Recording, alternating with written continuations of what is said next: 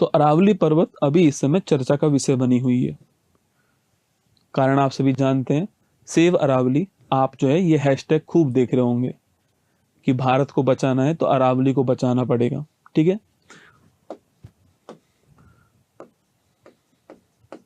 अरावली पर्वत, सबसे पहले हम जानते हैं कि यह है क्या। तो अरावली बहुत प्राचीन पर्वत है। एक तो दोस्तों हमारा हिमालय, ये नवीन वलित पर्वत है, न्यू फोल्डेड माउंटेन है। प्लेट टकराई, नया वलित पर्वत बन गया हिमालय। तो हिमालय एक नवीन वलित पर्वत है, लेकिन जो अरावली है ये एक प्राचीन पर्वत श्रृंखला है, ये प्राचीन पर्वतमाला है। ठीक है, अब ये बहुत प्राचीन है, हवा से, पानी से, अलग अलग तरीकों से ये टूटती चली गई। ऊंचाई इसकी कम होती, क्योंकि हिमालय तो नया है तो उत्थान हो रहा है हिमालय का, उसकी ऊंचाई बढ़ रही है। जबकि इसकी लंबे समय से ये अपर्दन इसमें हो रहा है, जल से, हवा से, बहुत तरीकों से, तो ये टूटती चली गई है। इसलिए इसको अब अवशिष्ट पर्वत कहते हैं, इसे अब अवशिष्ट पर्वत कहते हैं। कारण क्या है उसका? अपर्दन कारण है, इरोजन कारण है। अपर्दन अलग अलग तरीके से होता है, अपर्दन कारण है इसका। ये बनी बहुत पहले है। मतलब मैं एक लाइन कहता हूं ना कि मनुष्य उसको मिटाने चला है, मनुष्य उसका इतिहास मिटाने चला है जिसका इतिहास मनुष्य से पहले का है, वो अरावली है। ये प्री कैम्ब्रियन युग में बनी हुई है, ये प्री कैम्ब्रियन जो युग है इसमें बनी हुई है अरावली। अगर दोस्तों आप अरावली को मैप में देखोगे तो कुछ आपको इस प्रकार जो है अरावली दिखाई देगी। ये गुजरात से स्टार्ट होती है, अधिकांश भाग इसका राजस्थान के अंदर है, फिर हरियाणा में और दिल्ली में ये समाप्त हो जाती है। दिल्ली में जो राष्ट्रपति भवन रायसीना हिल है वहां पे जाके समाप्त होती है। कुल लंबाई की अगर मैं बात करूं आपसे, तो कुल लंबाई जो है ये 692 किलोमीटर है इसकी, 692 किलोमीटर कुल लंबाई है। लेकिन आप देखोगे तो अरावली को बचाने का सबसे बड़ा जो अभियान चल रहा है वो राजस्थान में चल रहा है। उसका कारण ये है कि 692 में से लगभग 80-85% केवल राजस्थान में, 550 किलोमीटर राजस्थान में। इस 692 में से 550 किलोमीटर जो है वो कहाँ पर है? राजस्थान के अंदर है। 550 किलोमीटर राजस्थान के अंदर है। अगर आपने पढ़ा हो तो राजस्थान में इसकी हाईएस्ट पीक कौन सी है? गुरु शिखर। तो अरावली की जो सर्वोच्च चोटी है उसका नाम है गुरु शिखर। ठीक है, ये आपके माउंट आबू के अंदर है, आप परिचित होंगे। सिरोही माउंट आबू के अंदर 1722 मीटर दोस्तों इसकी ऊंचाई है। ये सबसे ऊंची चोटी अरावली की है ना। अब हुआ क्या है दोस्तों? हुआ यह है दोस्तों, हुआ यह है कि नवंबर 2025 में जो हमारा पर्यावरण मंत्रालय है उसके द्वारा एक रिपोर्ट जो है वो पेश की गई। ठीक है, हुआ दोस्तों यह है कि नवंबर 2025 के अंदर जो हमारा मिनिस्ट्री ऑफ एनवायरनमेंट है, जो हमारा पर्यावरण मंत्रालय है, जिसके मंत्री डॉक्टर भूपेंद्र सिंह जी हैं, इनके द्वारा एक रिपोर्ट पेश की गई। और ये रिपोर्ट सुप्रीम कोर्ट में पेश की गई। कहाँ पेश की गई? सुप्रीम कोर्ट में पेश की गई। ठीक है, और सुप्रीम कोर्ट में एक केस चल रहा था आपके, उस केस का दोस्तों नाम है TN गोदावर्मन केस। कौन सा केस था? TN गोदावर्मन केस था। ठीक है, और सुप्रीम कोर्ट ने ये जो रिपोर्ट थी इस रिपोर्ट को स्वीकार कर लिया।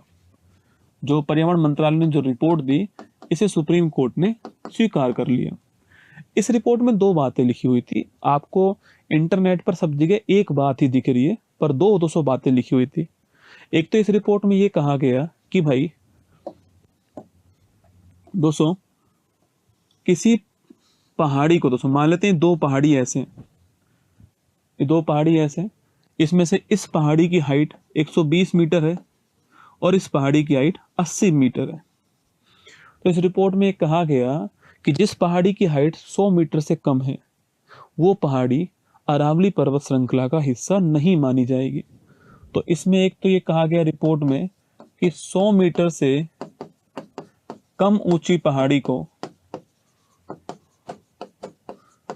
को अरावली पर्वत श्रृंखला का हिस्सा नहीं माना जाएगा, पहली बात। सेकंड दोस्तों बात ये कही गई कि क्योंकि अरावली दोस्तों बीच में क्या बन चुके हैं, गैप बन चुके हैं। मैंने कहा ना अपर्दन हो चुका है, इरोजन हो चुका है आपके, तो ये एक पूरी पर्वत श्रृंखला के रूप में नहीं है, ठीक है। तो बीच बीच में गैप भी है। तो इसमें कहा गया कि सो मान लो ये एक श्रृंखला है अरावली की और फिर ये श्रृंखला है, इन दोनों के बीच में 500 मीटर से अधिक का गैप नहीं होना चाहिए। अगर 500 मीटर से अधिक का गैप है तो भी वो अरावली नहीं मानी जाएगी। तो इन दोनों के बीच में 500 मीटर से अधिक का गैप नहीं होना चाहिए, ठीक है। इसके ऊपर ज्यादा वो नहीं हो रहा, क्योंकि ऐसा बहुत रेयर है कि आधा किलोमीटर से अधिक का गैप हो, ये तो बहुत ही कम है। लेकिन सबसे अधिक जो विवाद है आपके वो इस पे हो रहा है कि 100 मीटर से, क्योंकि इसका अपर्दन बहुत बड़ी मात्रा में हो गया, बहुत पुरानी है। मैंने कहा ना मानव के इतिहास से पुरानी है। सो मानव क्या है, साइंस के विकास से मानव में आ चुका है मतलब अहंकार। मानव को लगता है कि उसने प्रकृति को जीत लिया है, लेकिन प्रकृति समय समय पर मानव को उसकी औकात दिखाती रहती है। आप उत्तराखंड याद कीजिएगा, खूब विकास किया हमने, क्या हुआ, कुछ कर पाए हम लोग? कुछ भी नहीं कर पाए हम लोग। तो मनुष्य क्या है कि मनुष्य ये सोच रहा है कि उसने प्रकृति को जीत लिया है, लेकिन प्रकृति एक बार में मनुष्य को उसकी औकात याद दिला देती है। यहाँ पर यही हो रहा है। अब इसका अपर्दन हो गया पर्वत श्रृंखला का, क्योंकि बहुत लंबी पुरानी श्रृंखला है, हवा पानी बहुत सारे तरीकों से टूट गई ये श्रृंखला। अगर ये वाली कंडीशन को मान लिया जाए तो राजस्थान की 90% अरावली जो है वो अरावली के अंदर रहेगी नहीं। अगर ये वाली कंडीशन को मान लिया जाए तो 90% जो भाग है ये अरावली में नहीं आएगा। और दोस्तों जितने भी नियम बने हुए हैं वो अरावली पर्वत श्रृंखला के संरक्षण के लिए बने हुए हैं, जैसे कि वन संरक्षण अधिनियम, माइनिंग पर दोस्तों रोक जो है कि इलीगल माइनिंग नहीं होगी। ये सारे नियम किसके लिए बने हुए हैं? अरावली पर्वत श्रृंखला के लिए। और जब वहां पे कानून लागू नहीं होगा, अगर सड़क पर आप चल रहे हो और हेलमेट नहीं पहनने का आपको कोई भी जुर्माना नहीं देना पड़े, तो 100 में से 90 लोग हेलमेट नहीं पहनेंगे। वही केस यहाँ पर है कि जब उनको पता लगेगा कि ये हिस्सा अरावली के अंदर आ ही नहीं रहा है, तो वहां पर इलीगल माइनिंग होगी ही होगी। माना कि सरकार ये कह रही है कि हम अरावली से बाहर नहीं कर रहे हैं, लेकिन सबके मन में डाउट इससे हो चुका है, ये 100 मीटर वाले से। दोस्तों अरावली जो है आपके यहाँ पर अगर इलीगल माइनिंग अगर यहाँ पर हो, ठीक है, अवैध दोस्तों खनन यहाँ पर हो, तो इसको काटा जाएगा। अगर अरावली नष्ट होती है तो क्या क्या प्रभाव पड़ता है आपको पता होना चाहिए दोस्तों, सुनिएगा।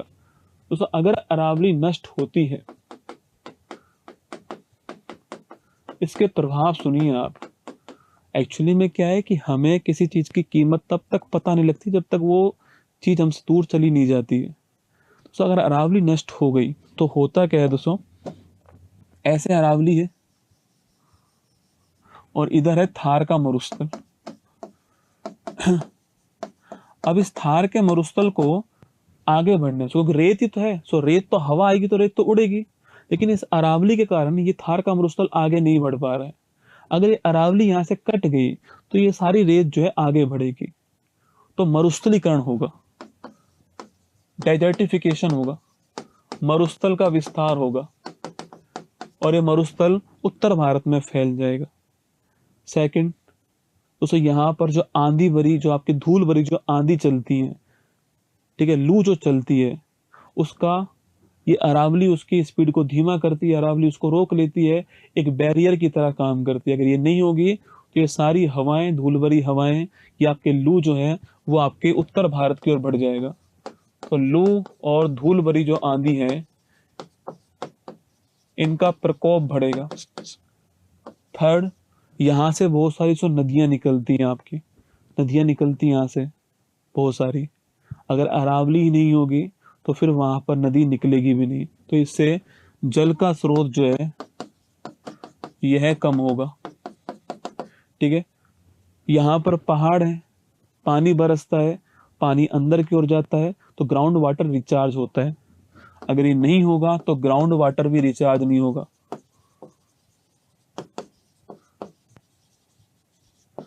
ग्राउंड वाटर भी आपके रिचार्ज नहीं होगा। ठीक है। अगला दोस्तों आपके यहाँ पर अगर आप अरावली पर्वत श्रृंखला होगी नहीं तो यहाँ पर वन्य जीव जीव जंतु इन सब में कमी आएगी। इसे बोलते हैं जैव विविधता कमजोर होगी, बायोडाइवर्सिटी हमारी कम होगी। नंबर 6, मानसून पर प्रभाव पड़ेगा। दोस्तों अरावली जो है वो मानसून के लिए बहुत जरूरी है। अगर आपने मानसून पढ़ा हो तो अरावली मानसून के लिए बहुत जरूरी है। अरावली नहीं होगी तो मानसून पर जो है प्रभाव पड़ने वाला है। तो कुल मिला के दोस्तों आपके जल संकट की स्थिति उत्पन्न होगी। भूमि जो है वो सूखा बढ़ेगा भूमि में। भाई जल संकट की स्थिति उत्पन्न होगी, सूखा बढ़ेगा भूमि, सूखा बढ़ेगा तो खेती कमजोर होगी। जल संकट हुआ, ठीक है, जल से कृषि संकट होगा, कृषि से जीवन संकट होगा। जल से कृषि संकट होगा, कृषि से जीवन संकट होगा। तो अरावली दोस्तों केवल कोई पहाड़ी नहीं है। अरावली कोई पहाड़ी नहीं है जिसको आप कागजों में जो है तय कर लो कि ये चोटी 98 मीटर की है तो अरावली में नहीं होगी, ये चोटी 102 मीटर की तो अरावली में होगी। केवल पहाड़ी थोड़ी है अरावली। अरावली राजस्थान का स्वाभिमान है, भारत का स्वाभिमान है, हमारी आन बान शान है अरावली, हमारी संस्कृति की पहचान अरावली है। यानी कितने आक्रांताओं को अरावली ने रोका है, यानी कितनी वीर गाथाएं इस अरावली के अंदर हैं, यानी कितनी संस्कृतियां इस अरावली के अंदर पनप रही हैं, यानी कितने जीव जंतु, कितनी प्रजातियां इस अरावली में जीवित हैं, यानी कितने जीव जंतुओं का घर ये अरावली है। वो प्रकृति का मनोरम दृश्य इस अरावली में देख सकते हो बारिश के अंदर। वो लू के थपेड़ों से ये अरावली हमें बचाती है। ये केवल कोई पहाड़ी थोड़ी है, ये हमारा रक्षा कवच है, ये हमारा रक्षा कवच है।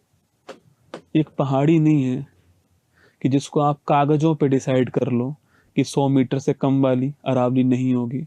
ये रक्षा कवच है। माना कि पर्यावरण मंत्रालय ने ये कहा है अभी कि अरावली को कोई नुकसान नहीं होगा, पर कहने से कुछ नहीं होगा क्योंकि सबके मन में शंका उत्पन्न हो चुकी है। अब उनको करना पड़ेगा, एक ऑफिशियल नोटिफिकेशन जारी करना पड़ेगा या इस परिभाषा में चेंज करना पड़ेगा, जिसमें से जो मीटर लिखा हुआ है इसको हटाना पड़ेगा।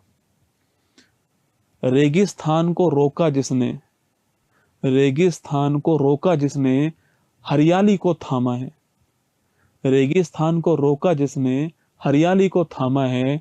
अरावली के बिना कल, जो हमारा आने वाला जो कल है, जो भविष्य है, अरावली के बिना कल सूखा ही हमारा ठिकाना है। धीरे धीरे सारा सूखा हो जाएगा, बंजर हो जाएगा इस अरावली के बिना। तो ये पूरी कहानी थी अरावली की। अरावली क्यों हमारे लिए महत्वपूर्ण है, अरावली के न होने पर क्या संकट उत्पन्न हो सकता है। और अरावली कोई पहाड़ थोड़ी है रसगुल्ला, ये तो हमारा स्वाभिमान है, ये हमारी अरावली है। तो मैंने, क्योंकि टॉपिक चल रहा था इसमें, तो मैंने आपको समझाने का प्रयास किया। बाकी ऑल द बेस्ट आप सभी को और जय हिंद आप सभी को।